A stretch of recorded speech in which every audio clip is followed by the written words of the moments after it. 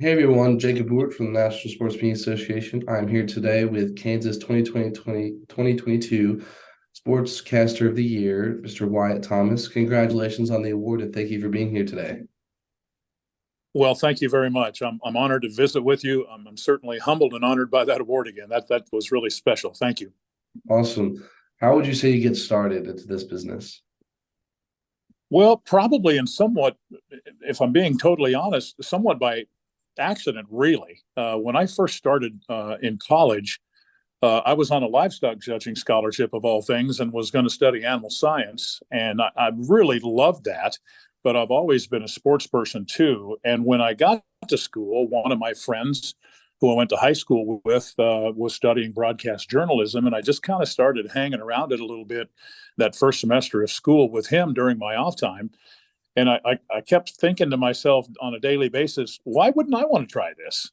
And so when I got through that first semester, I went home, gave up my scholarship, went and borrowed some money, went back and got into broadcast journalism. And 47-ish years later, here I am. And it's been a really good ride, and it was a good decision, Jacob, to be real honest with you. Awesome. What do you think separates you from your peers? Well, that's a good question and a hard one, honestly. I think for me, I think if I bring anything to the table at all, it's probably just the consistency in one, how much I love the work. And by that, I mean not just the play by play, but obviously the play by play is a no brainer, but Mm. the work with the coaches and the work with the student athletes and all of the sports that we have, especially here in the last 21 years at K-State. I just love that. I love the preparation for the games. We just wrapped up 2 weeks on the road with what we call the Catbacker Tour here at K-State, where we travel around the state, 1 week to the west, 1 week to the east. And I think we made 18 stops in 6 days promoting K-State athletics and stuff like that. And I MC those events and interview coaches and athletes and meet a lot of our fan base. So there's so many cool things to my job that I really like. And you hope, like with anything else, it's one thing to love it, but you also have to, I think be pretty good at it. And I think over the years I've kind of grown into that role. Hope that answers the question. Yes, I believe it does. Did you get to where you are right now? Well, probably persistence, and that probably is a little bit of a boring answer. But in the early days, I didn't really know that much about what I was doing, or that much about the business, and maybe nobody does to a degree. You got to get into it and live it a little bit. And I was fortunate, honestly, to in the early days have incredible instruction, even past college. My first job, I worked for a gentleman who just could do everything, was so versatile, loved sports, could do sports, but he could also do news and weather on television and great at production and all of those things. And I think for me, that laid a foundation that gave me a chance. And then after that, it's just kind of piecing it together, making those little steps forward when you have good opportunity. And I was fortunate somewhat early in my career to get a job at Fort Hays State, which at the time was a small NAIA school in Kansas, but they were national championship caliber in basketball. And then that led to my first Division I opportunity at Colorado State, which led to an opportunity in Denver, which led to the opportunity here at K-State. So I've been very fortunate that way. I think you just keep grinding, and if you do that and stay true to who you are and what you are, I think you'll be just fine. Awesome. What inspired you to go down this path? I think probably just the love of sports. When I was a young kid, my parents met in the service many years ago in the Air Force, but my dad was from Illinois, about 90 miles north of St. Louis, and he was a really big baseball fan.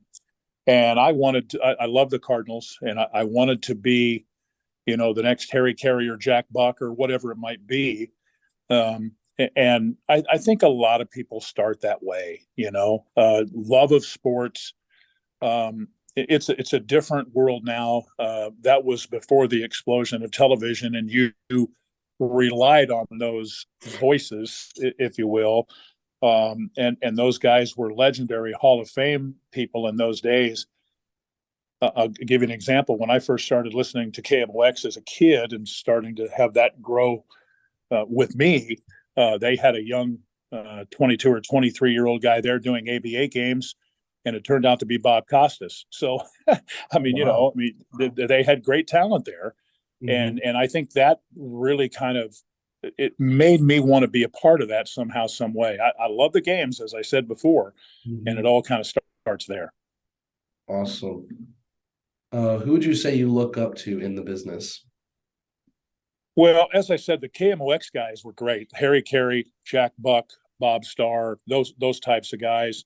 Um, but also, because of where you are, you listen to those regional type guys. When the A's left years ago, Kansas City to Oakland, and then the Royals came along, those early days of Buddy Blattner and Denny Matthews, and then later Fred White and some of those people. And as Mhm. I got older and into the business, I became pretty good friends with Fred and Denny and Steve Physiok, who came along a little bit later. And that's kind of how it works. I looked up to so many here in our own state. We've got great tradition, both at Kansas State and Kansas, and for that matter, Wichita State with play-by-play voices. And here at K-State, it goes all the way back to probably the early to mid '50s with Dev Nelson, and he's not been with us for a long time, and people still talk about him today. So they've had a lot of good ones, and I that's kind of who I am. You take a little bit from each guy. Mhm. All right. Last question I have. What advice would you give to students or young people like me who want to go into this business? That's the easiest question you've asked me, and I think the answer is easy because you have opportunity much more so than I did when I first started. And that's a great thing. Part of that's the explosion of television, but in part, it's also the explosion of the internet. I mean, and now we here in our area, K-State football's first game when we get to fall will be on Big 12 now ESPN Plus, which is not linear television, but it Mhm. is opportunities for somebody, right? And so I think with that, podcasts and all of those kind of things, if you want to be in the business bad enough nowadays, shame on you if you don't get in, because you're going to get opportunities. You may have to fight and know somebody to get your foot in the door, but once you do that, then the best part is it's up to you and your work ethic and your talent and getting better and all of those kind of things. So if you want in, buddy, we can get you in. That's for sure. Awesome. Well, thank you for your time, and I hope to see you in person at the awards this June. You got it. Thank you, sir. I appreciate it. Awesome. Enjoy the rest of your day. Thank you very much.